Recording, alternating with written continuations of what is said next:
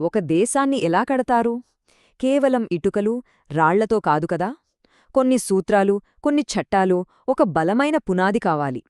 మన భారతదేశానికి ఆ పునాదే మన రాజ్యాంగంలోని మొదటి 15 ఆర్టికల్స్. మన దేశానికి బ్లూప్రింట్ లాంటి ఆ ఆర్టికల్స్ గురించి ఈరోజు మనం వివరంగా తెలుసుకుందాం.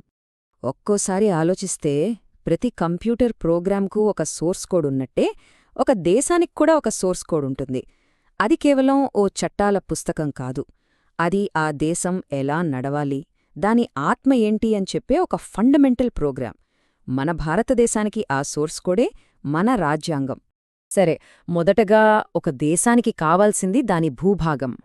మన మొదటి భాగంలో ఆర్టికల్స్ 1 నుంచి 4 వరకు అస్సలు భారతదేశం అంటే ఏంటి, దాని సరిహద్దులు ఎక్కడున్నాయి, అవసరమైతే వాటిని మార్చొచ్చా లేదా అన్న విషయాలు చర్చిస్తాయి.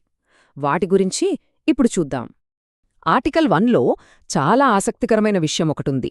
ఇది భారతదేశాన్ని రాష్ట్రాల యూనియన్ అంటుంది. దీనర్థమేంటో తెలుసా? మన దేశం అంటే ఇండియా ఒక యూనియన్గా, విడదీయరానిది. కాని దాని లోపలున్న రాష్ట్రాల సరిహద్దులను మార్చొచ్చు. పార్లమెంట్ ఒక సాధారణ చట్టంతో కొత్త రాష్ట్రాలను సృష్టించగలదు లేదా ఉన్నవాటిని మార్చగలదు. అంటే విడదీయలేని దేశంలో విడదీయగల రాష్ట్రాలున్నాయన్నమాట. ఇది కేవలం పుస్తకాల్లో ఉన్న మాటగాదు, నిజంగా జరిగింది. చూడండి, 1975లో సిక్కిం మన దేశంలో కలిసింది. 2000లో ఏకంగా 3 కొత్త రాష్ట్రాలేర్పడ్డాయి. 2014లో మన తెలుగు రాష్ట్రమైన ఆంధ్రప్రదేశ్ విడిపోయి తెలంగాణ ఏర్పడింది. ఇక లేటెస్టుగా 2019లో జమ్మూ అండ్ కాశ్మీర్ రాష్ట్రాన్ని 2 కేంద్రపాలిత ప్రాంతాలుగా మార్చారు. ఇదంతా ఆర్టికల్స్ 2 మరియు 3 వల్లే సాధ్యమైంది. అంటే మన దేశపటం ఎప్పుడూ ఒకేలా లేదు, మారుతూనే ఉందన్నమాట. కాని ఇంత పెద్ద మార్పులు ఒక రాష్ట్రాన్నే మార్చేయడం ఇంత సులభంగా ఎలా సాధ్యం? దాని రహస్యం ఆర్టికల్ 4లో ఉంది. దీని ప్రకారం ఒక రాష్ట్రం సరిహద్దులు మార్చడానికి రాజ్యాంగాన్ని మొత్తం సవరించాల్సిన అవసరం లేదు. పార్లమెంట్లో ఒక సింపుల్ మెజారిటీ ఉంటే చాలు. ఇది మన కేంద్ర ప్రభుత్వానికి చాలా ఫ్లెక్సిబిలిటీ ఇస్తుంది. సరే, దేశం యొక్క మ్యాప్ గురించి చూశాం. మరి ఆ దేశంలో నివసించే ప్రజల సంగతేంటి? ఎవరు ఈ దేశ పౌరులు? మన రెండో భాగం పౌరసత్వం అనే చాలా ముఖ్యమైన, సున్నితమైన అంశం గురించి చర్చిస్తుంది. అదే ఆర్టికల్స్ 5 నుండి 11. ఈ పౌరసత్వ ఆర్టికల్స్ను సరిగ్గా అర్థం చేసుకోవాలంటే మనం చరిత్రలో కొంచెం వెనక్కి వెళ్ళాలి. 1947 దేశ విభజన సమయం. లక్షల మంది ప్రజలు అటునుంచి ఇటూ, ఇటునుంచి అటూ వెళ్తున్న ఆ గందరగోళంలో అందరి మదిలో ఒకే ప్రశ్న: అసలు భారతీయుడి ఎవరు? ఈ ప్రశ్నకు సమాధానమివ్వడానికే ఈ ఆర్టికల్స్ పుట్టాయి. ఆ గందరగోళాన్ని పరిష్కరించడానికి మన రాజ్యాంగంలో 2 ముఖ్యమైన రూల్స్ పెట్టారు. ఆర్టికల్ 6 ప్రకారం పాకిస్తాన్ నుండి ఇండియాకి వచ్చిన వాళ్లకు పౌరసత్వం ఇచ్చారు. దానికి పూర్తిగా వ్యతిరేకంగా ఆర్టికల్ 7 ప్రకారం ఇండియా నుండి పాకిస్తాన్కు వెళ్లిపోయిన వారి పౌరసత్వాన్ని రద్దు చేశారు. దీనివల్ల ఎవరు ఏ దేశానికి చెందినవారో ఒక స్పష్టత వచ్చిందన్నమాట. భారత పౌరసత్వంలో మరో కీలకమైన సూత్రముంది. మన దేశం డ్యూయల్ సిటిజన్షిప్ను, అంటే ద్వంద్వ పౌరసత్వాన్ని అంగీకరించదు. ఆర్టికల్ 9 ఇదే విషయాన్ని చాలా స్పష్టంగా చెబుతోంది. ఎవరైనా స్వయంగా వేరే దేశ పౌరసత్వం తీసుకుంటే వాళ్లు ఆటోమేటిక్గా భారత పౌరసత్వాన్ని కోల్పోతారు. ఈ రూల్స్ కేవలం పేపర్ మీదనే లేవు, మనకు బాగా తెలిసిన వాళ్ల జీవితాల్లో కూడా చూశాం. ఉదాహరణకు, నటుడు అక్షయ్ కుమార్ కెనడా పాస్పోర్ట్ తీసుకున్నప్పుడు ఆర్టికల్ 9 ప్రకారం భారత పౌరసత్వం కోల్పోయారు. అలాగే సోనియాగాంధీగారు పాలిటిక్స్లోకి వచ్చే ముందు తన ఇటాలియన్ పౌరసత్వాన్ని వదులుకోవాల్సొచ్చింది. మరోవైపు ఎల్కే అద్వానీగారు దేశ విభజన తర్వాత ఆర్టికల్ 6 కింద భారత పౌరులుగా మారారు.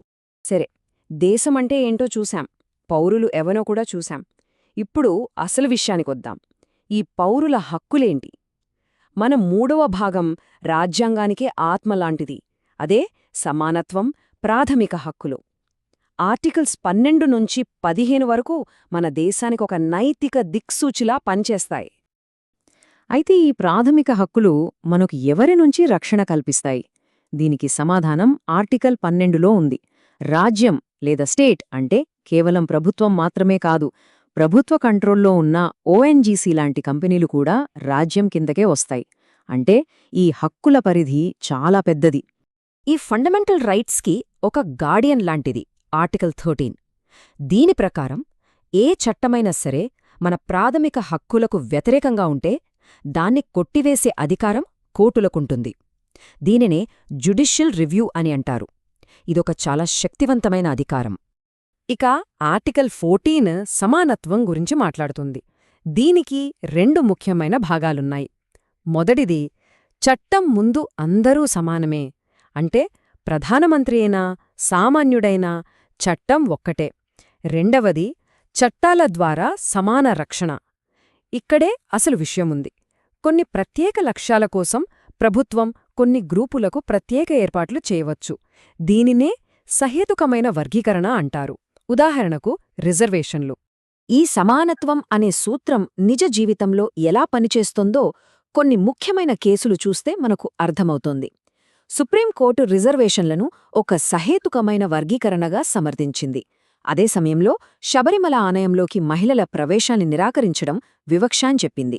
అలాగే సెక్షన్ 377 ద్వారా స్వలింగ సంపర్కాన్ని నేరంగా చూడటం సమానత్వ హక్కును ఉల్లంఘించడమే అని స్పష్టం చేసింది.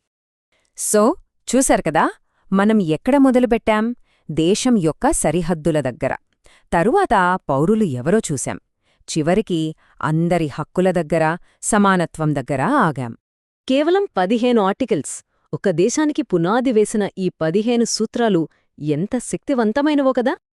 నిజానికి ఈ 15 ఆర్టికల్స్ ఒక గొప్ప గణతంత్రాన్ని నిర్మించాయి. ఇవి మన దేశానికి ఒక ఆపరేటింగ్ సిస్టమ్ లాంటివి.